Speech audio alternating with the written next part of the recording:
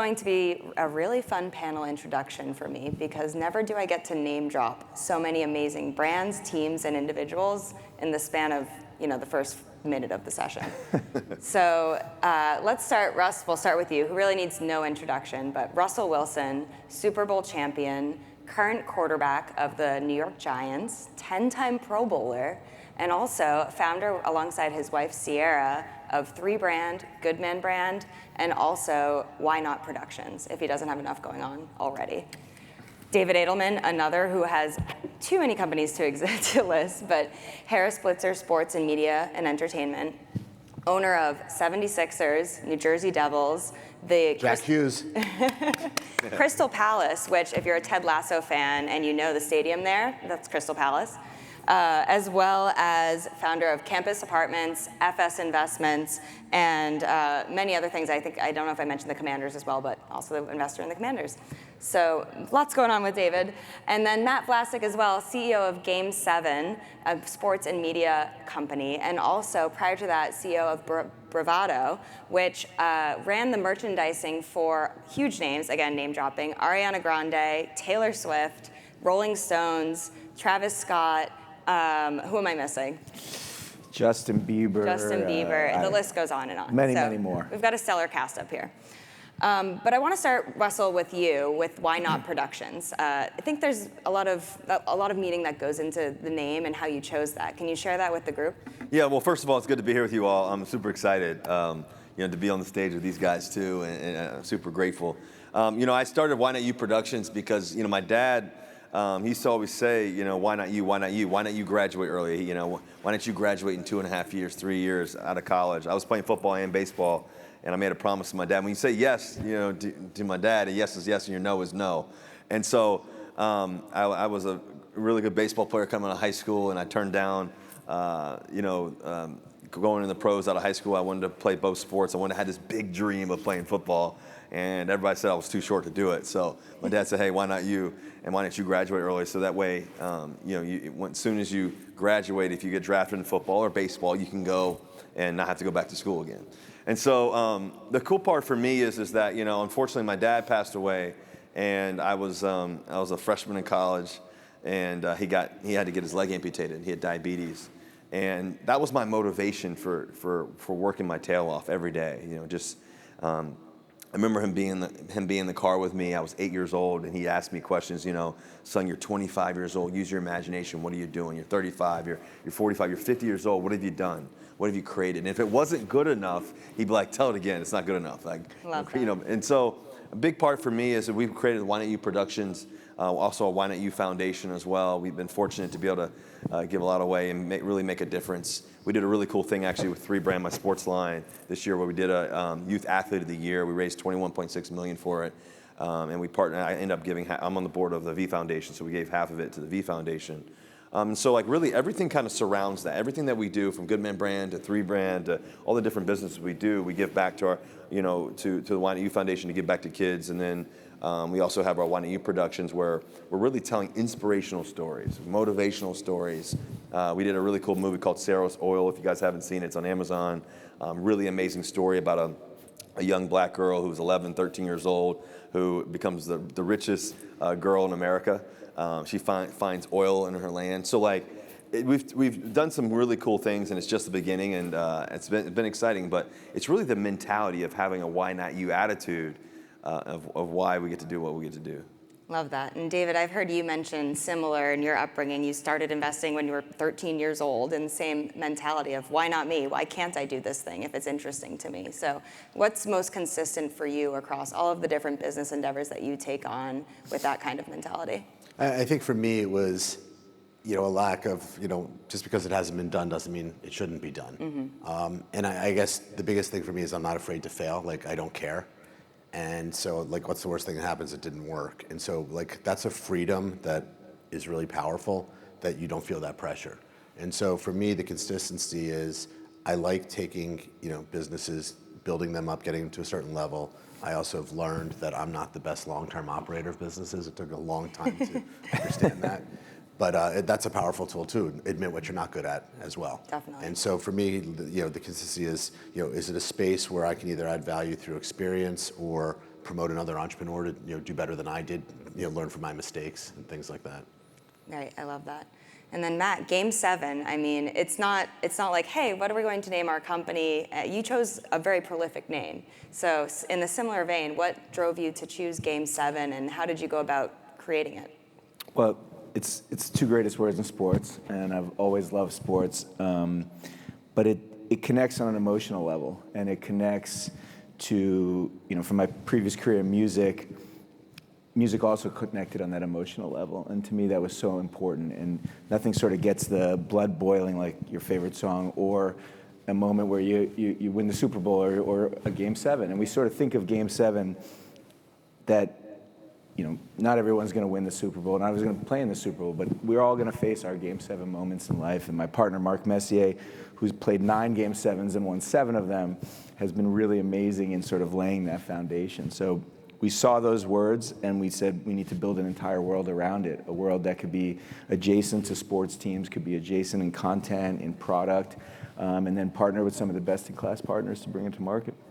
That's great. I'd love to dig a little bit deeper into this idea of brand creation and what it means. David and Russ, I know you've done deals together, but when you think about creating a brand, whether it be 3 brand or Good Man brand, what aspects of a brand are most important to you when you're creating it? Well, I think the big thing is one, do people, is it authentic to you? I think at the end of the day, you have to do things that you authentically care about. I think number one. Number two is that I really think, is it scalable? At the end of the day, we're trying to make money, but also trying to impact people. And scalability is not just about how much we make, but how many people we impact. I'm a big believer in human connection.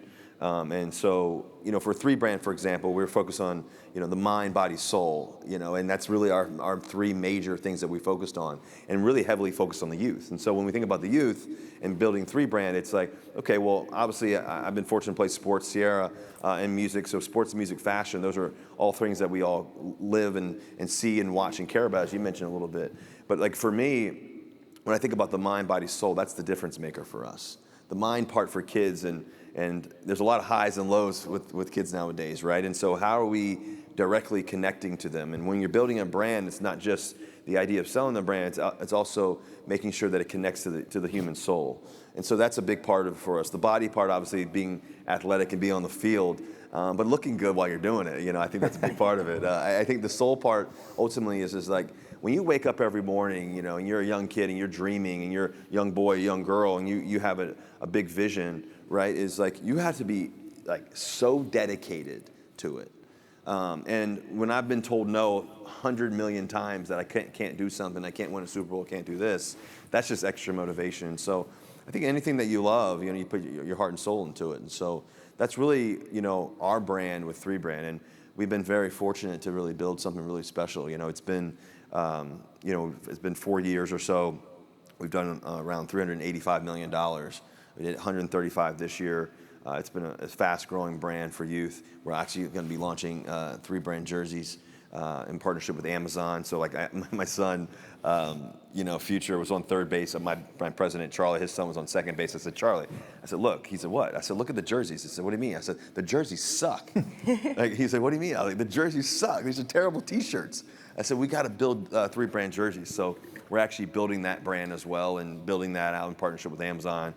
We're about to launch it here soon. So we're really excited about what we're building and how we're doing it. And we're not just the brand on the outside. We're actually the jersey maker. So, we can white label it and all that stuff as well. So we're excited about what we're doing. But at the end of the day, it's about the things that you care about. And I'm obsessed with sports. I'm obsessed with the idea of kids dreaming bigger than themselves. That's great. David, for you and working alongside Russell, is that something, when you think about choosing the right partner for an investment, whether it's, I didn't even mention Darko Family Office, but David's family office, how do you evaluate, where you find this passion? Is it in the creator? Is it in what the brand represents? What do you look for? Yeah, I think it's 2 things. For us, when we invest and partner with founders and businesses, we think about one, first of all, at the basic level, do I understand the product? In this day and age, there's so many products out there that I just may not understand and I won't add any value. And we don't want to be just capital. 2, I think it's who are you betting on, and so that means more to me than anything because sometimes deals don't work out, and even if they don't, was that person honest, ethical, moral, And did they do it right in just bad circumstances, bad timing? And I can't tell you how many founders we've backed the second time when things didn't go well the first time. I had a great pleasure. Russ and I have known each other a long time, and he started when he started Good Man Brand. I invested and just thought it was an idea. And if you haven't worn the shoes, they're amazing. Wearing them now. But number two, Russ, even while he was playing, well, you wouldn't even have known that he was a professional athlete at the time. His command of the facts, the numbers, the market opportunity, the total addressable market, just all the things that I care about as investing and backing a CEO or a founder, Russ had those. And so, I think that's got to be the key when you're investing in startups or smaller brands is product market fit, and then the founder's vision. Yeah, no, that makes a lot of sense. Diving into the experience of the fan a bit more, Russ mentioned Amazon with what he's doing with Rebrand, but Amazon's also relevant to you, Matt, in terms of Game 7. Yeah. We were talking before, and you used the phrasing, you need to meet the fan where you are, right? I think you're constantly, when you're in the business of sport, thinking about that balance of, I'm a fan, I want to support my team, but how do we make sure that as I elevate the experience, I'm still making this available to every fan at every level? So how has Amazon played into that with Game 7 and making that the case? I think I'd step back to my music past and the business that we ran was building merchandise for artists like you mentioned, Taylor Swift, and we would run TaylorSwift.com or ArianaGrande.com, and we would drive the fans to those places. And we did a really good job bringing the super fan there. The super fan knew to go there, but most people, whether it was the mom looking to buy a gift or someone, they're going to Google or Amazon. They're not going. They don't know to go there. And if they end up there, they're usually ending up at a fake site buying fake product. And ultimately, like I'd get a call of an upset mother saying, my daughter bought this terrible product, and we hadn't even sold the product. So that's where we brought the relationship to Amazon to sort of quell that. And as I building Game 7, it became very clear, especially with them and their media rights investments, that that's where the fan is, and we needed to meet them there. So we're on the same place, and we'll get that collab going. Yeah, for sure. And then back to David, this idea, as an owner of a team, you're of course the team's, I would think, biggest fan, if not one of the biggest fans, but you have to make tough decisions, right? Sometimes the fans aren't going to be happy with your decisions. So how do you balance being a fan and making sure that the fans are a part of what they should be with the enterprise, but then also tough decisions as an operator? Yeah, no doubt. My partners and I, we're fans. We want, and I think we want to win in the worst way. But sometimes you have to make decisions for the long term of the team, not for that moment. And you rely on the organization you have, your GM and your president of basketball operations or whichever sport it is. And it's like any business. Surround yourself with professionals in that business and let them do their thing. But look, everyone asks what's it like being involved in sports? It's great when you're winning. My social media when we're not winning is not great. Okay, the messages. But I get it. Everyone is competitive. Everyone wants to win. It's a community asset, and we look at that we're just stewards of that asset for a defined period of time, trying to bring the best experience we can. I'm sure we'll talk about it, but that's not just what's on the court or on the field, but that moment I'm building a $2 billion arena in Philadelphia for the 76ers and the Flyers, and how do you change that moment of that sporting experience, as you pull into the parking lot, not as you're in your seat. And what's that pre-game experience? What's that post-game experience? What can you do to kind of enhance someone's entertainment around that? Yeah, I wanted to ask you about that because I think what you built with Campus Apartments sort of lays the groundwork and the lessons that you learned there to apply to how you think about and building something for the community. So are you finding that you're drawing parallels between the two? Well, yeah, my student housing business, the way I think about it is I'm not just building an apartment building, I'm trying to build community, right? And how people interact. And in that business, I'm usually a kid's first time living on their own without mom and dad outside a dorm where there's a little limited supervision to being fully on your own. And while now no one writes a check anymore, we used to have to teach kids how to write the check to pay their rent. So you take that and you say, okay, we're going to create this entertainment, live entertainment experience in Philadelphia. And for a mom and dad going out, maybe bringing their kids, that's an expensive day, expensive night out, right? It needs to be a really great experience. They're your customer, right? So from the moment they pull up, that pregame experience of going into a cool store, buying one of Russ's jerseys one day, and all of that, I think that's really important to make it user-friendly, to show that they matter. And that's what I strive to do, and what my partners and I want to do in Philadelphia is create that experience from the moment you pull up, where in the old days it was like, okay, you got to your seat, you ordered some food, and it was just the product on the court.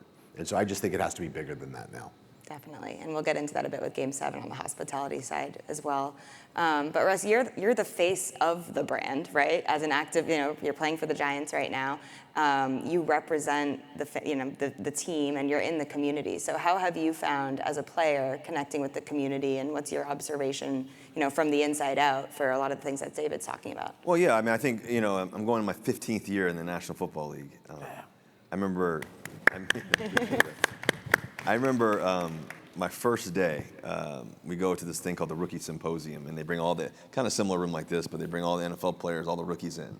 And I remember sitting on the third row on the first seat, seat A over here in the middle section. And I remember the guys walking on stage, and they said, "What does the NFL stand for?"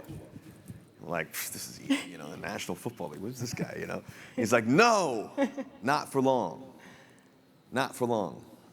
And I think, what's interesting is that the average lifespan of NFL players is around 2.8 to 3 years. Wow. 2.8 to 3 years. I'm more than 15. By the grace of God and hard work and winning and being around some great people along the way, great things have happened. But I think what's interesting is that, obviously being in Seattle for 10 years, winning a Super Bowl, going to 10 Pro Bowls, all the different things we've been fortunate able to do, you're really a CEO of a business. It's a multi-billion-dollar business. It's probably going to sell for $8, $9, $10 billion here soon. And I think what's interesting about it is that how you approach the game, how you approach everyone. Everybody's important. There's not one individual that's not. And so I think that when you have that approach, that every day is day one, every day that you go meet somebody, you never know how they're going to impact not just you, but the organization in a positive manner. I think that's a really, really key part to leadership. And we know that adversity is coming. Like, adversity is only temporary, though. And so for me personally, I've even gone through some adversity over the past couple of years on the field. And it's like, okay, I told somebody the other day, I was doing this Netflix documentary with my boy Brandon Marshall. And he asked me at the end of the interview at the Super Bowl, he said, Russ, all the success you've had, you've most winningest quarterback in 10 years in NFL history. And you've also had a couple years, the past couple years, that hasn't gone your way. It's amazing how narratives try to change. And he said, so what is your perspective? Like, where are you at now? What's next? And I said, well, first of all, I feel like I'm in a 16-round fight. I'm a heavyweight 16-round fight. I've played 14 rounds. I've won 11 of them. I just haven't won the past couple. But doesn't mean I'm not going to win 15 and 16. And I think a big part of that is our mentality, how we approach things, how you go through life, how you go through highs and lows. We all have adversity. We all have obstacles. And I think that any great leader, knowing that, one, you got to be vulnerable. Two, also, you got to be able to, the position I'm in, is to always have your chin up in the midst of it. Because, you may be in the corner, you may have a cut eye, in a way. I'm using this boxing reference, but I may have a little cut eye, but it doesn't mean I'm not going to win the fight. And I think that every day we wake up, and going back to 3Brand, the mind part for kids and mind part for us adults as well, we're all in a fight in a different way. And there's ebbs and flows of life. And so for me, as a CEO, as a franchise quarterback, as a guy who's done it for going on 15 years, it's like, man, you got to hold your chin up and kind of keep going. There's going to be obstacles. And you got to embrace obstacles. As David said, I love how he said it, is that when you think about business, you got to not be afraid to fail. There's going to be some stuff that just doesn't work. But it doesn't mean the next time won't. And I think that that's the fun part about being an entrepreneur. That's the fun part about playing the hardest position in the world, playing quarterback. The playbook's this thick, and you got to learn every play. You got to know everybody's position. You got to know everybody's name. You got to know everybody on the defense and what they do and how fast this guy's. And so all the puzzle piece all works together as one. And very similar to a lot of you all out here is just you're leading and running businesses and have the hopes and dreams of running businesses, but there's obstacles in the way, and you can either run from them or run to them and jump over them.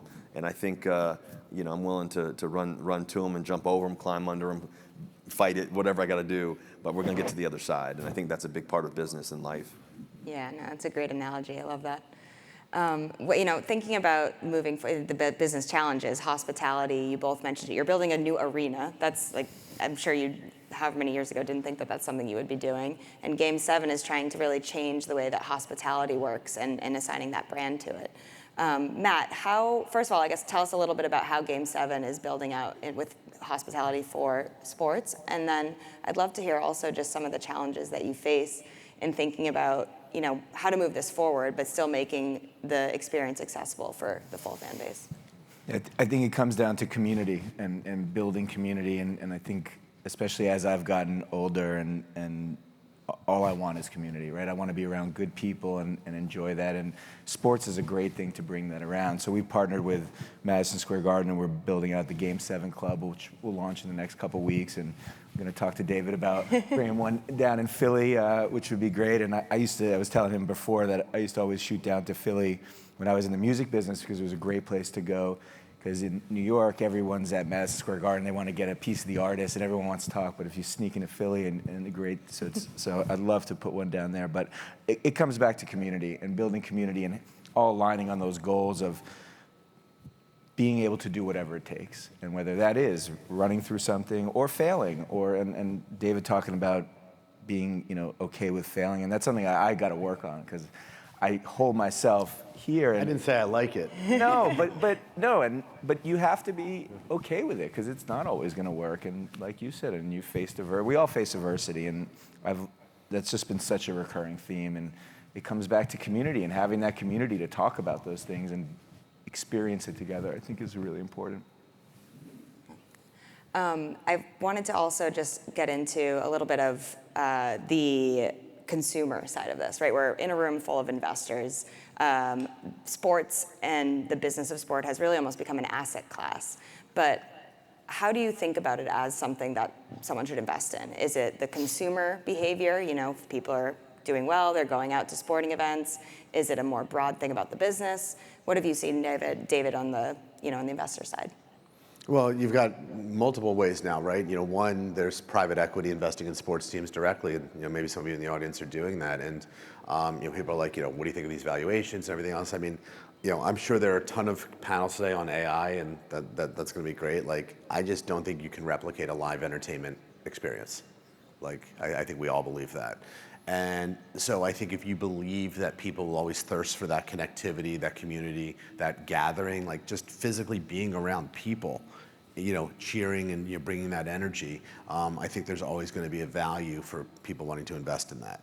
And then if it's not the team or it's the building or it's the businesses located like a club or the jerseys you buy there, I think the trickle down of the opportunity in sports is only getting better. Like I still think like there's so much runway left because people just love that connection. Ron Biscardi, who put this whole iConnections together, him and I bought a professional wiffle ball team. Okay, like you'd laugh and say like, "What the hell are you doing?" And I'm like, who didn't love wiffle ball as a kid? And so the democratization of sports is even coming. So for those of you in the alternatives business, which my business Future Standard is, we started 17 years ago selling alternatives to the masses. Well, now if you think about paddleball leagues, sailing, motocross, like all of these next generation sports, lower price point, big audience, total addressable market. You don't need as much infrastructure for a paddleball league and things like that. We were just talking about youth sports and like blowing. All of that is the opportunity from you as investors and allocators to think about. I just think that market is getting bigger, and so whether it's in the professional level, and some of the funds have done really well doing that. I still think there's going to be opportunity as you move down the chain.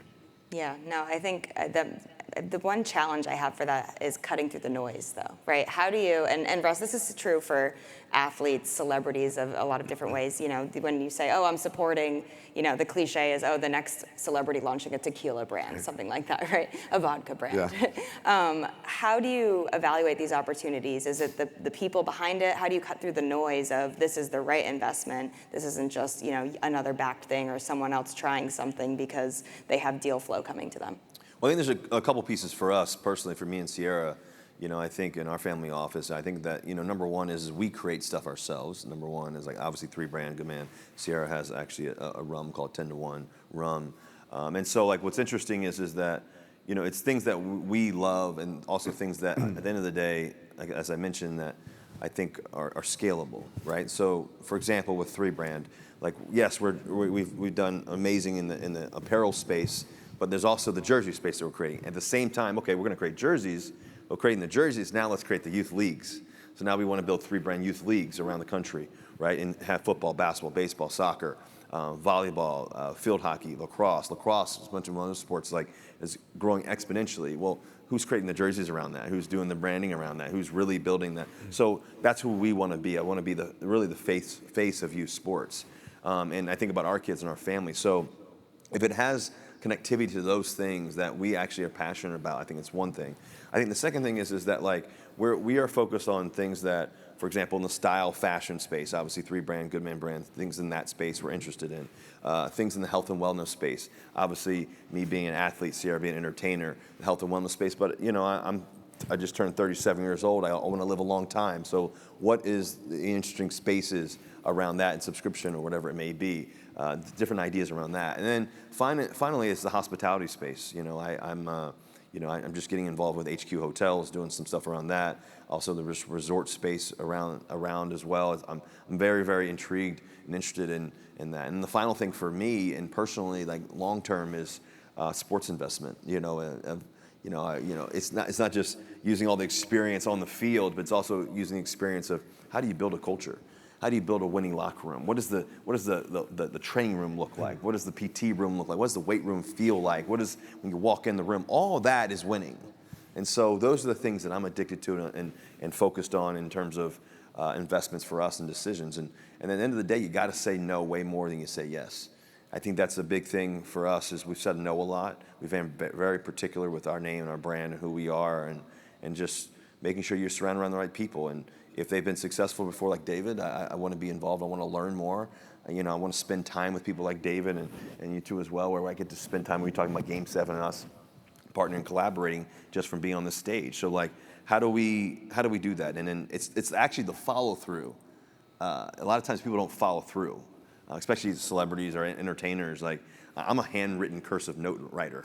You're gonna get a cursive note from me if we spend time together. And so that to me is a big part of the relationship and really being authentic and enjoying that and building that from the ground up. So that's the interesting thing about that is what Russ is talking about. Those are businesses I'll invest in where it's in their ethos and they are really bringing it.